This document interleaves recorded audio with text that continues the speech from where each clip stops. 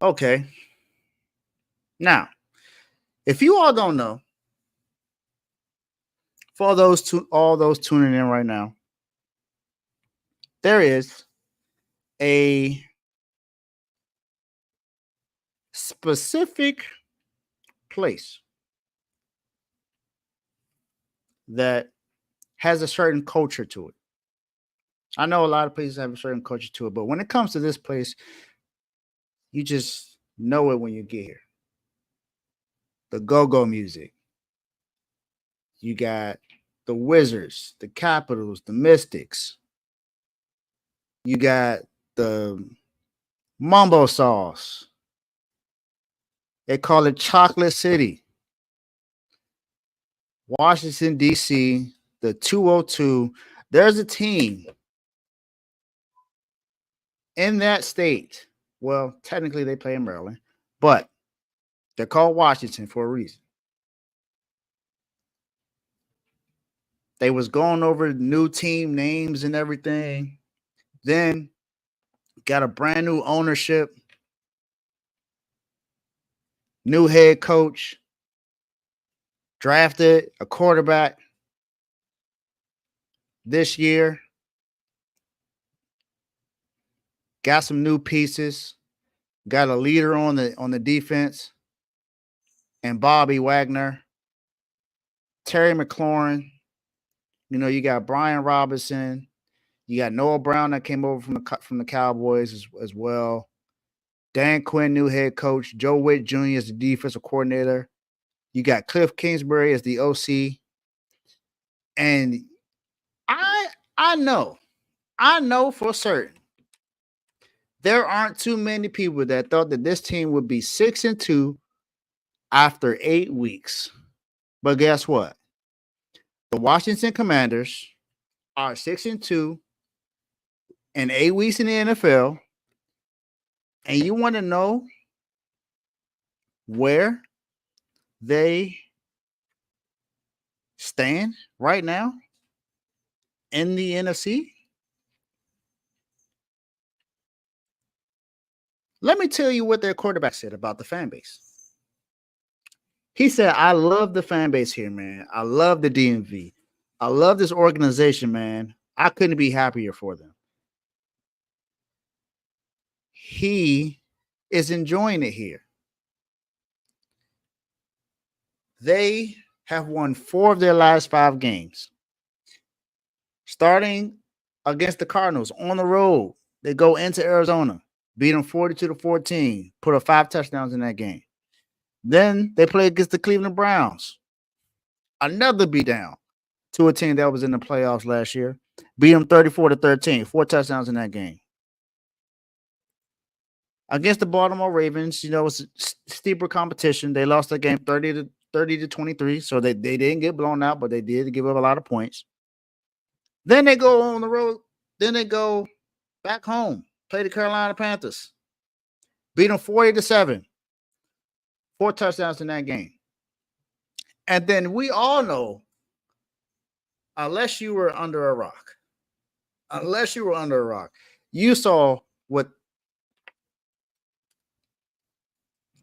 I don't know if that hit me. Y'all saw what happened in that game. You saw that Hail Mary and that cornerback that was messing around and just talking about the team, man. And this is the Commanders are dogs. 6-2 this season, first in the NFC East and second in the entire NFC. They scored 24 touchdowns as a team so far this season. They are one of the highest scoring teams in the NFL. Did y'all know that? Averaging almost 30 points per game. 29.5 points. And guess what? That's the kicker. They're only allowing 20.9 points per game. The defense is starting to improve. Third down percentage, not too great, 46.4. But guess what? Guess where they are really great at? Fourth down percentage. Somebody in the comments, answer this question for me. What do you think is the Commanders' fourth down percentage? This fourth down, this do or die here. What's their fourth down percentage? You know what? I'm not gonna wait you late. I'm not gonna let you wait too long. They are one of only two teams that are 100% on fourth down. I don't know if you heard me correctly. They are 100% on fourth down. 100. Not 10, not 20, not 30, not 40, not 100% on fourth down. 9 of 9. So that means if they are going forward on fourth down, it's pretty much a guarantee that they're going to get it. The other team is the Buffalo Bills. Outside of them, the highest percentage is none other than the undefeated reigning Super Bowl champions, Kansas City Chiefs, at 83%.